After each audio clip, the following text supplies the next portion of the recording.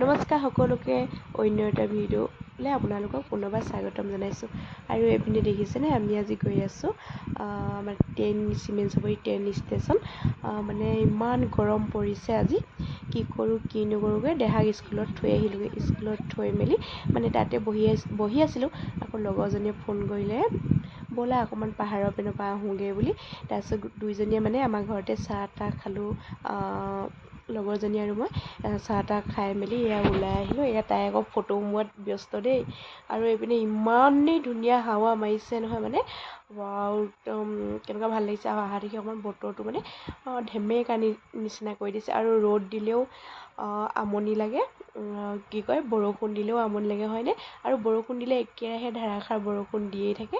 আৰু এইবাৰ আকৌ শাওণ মাহত মানে যেতিয়া ৰুবলৈ মানে হৈছিলে তেতিয়া আকৌ বৰষুণ নিদিলে হয় নাই বাৰু। এতিয়া বৰষুণ দি ৰ'দ দিছে। আজিতো অলপ ভালেই লাগিছে, মানে গৰম পৰিছে যিহেতু ভালেই লাগিছে।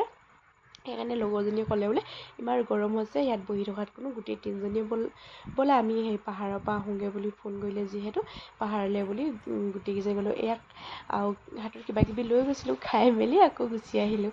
এইপিনে মানে আহিবলৈ মনেই নাছিলে। আকৌ দেহাহঁতৰ 12টা বজাত স্কুল ছুটি হ'ব যিহেতু, সেইটো কাৰণে গুচি আহিলোঁ। মানে ইমান ধুনীয়া হাৱা মাৰিছে। তাৰপিছত মানে গছ গছনি বহুত আছে যিহেতু পাহাৰৰ কাষত, মানে ভালো লাগে থাকি দিয়কচোন।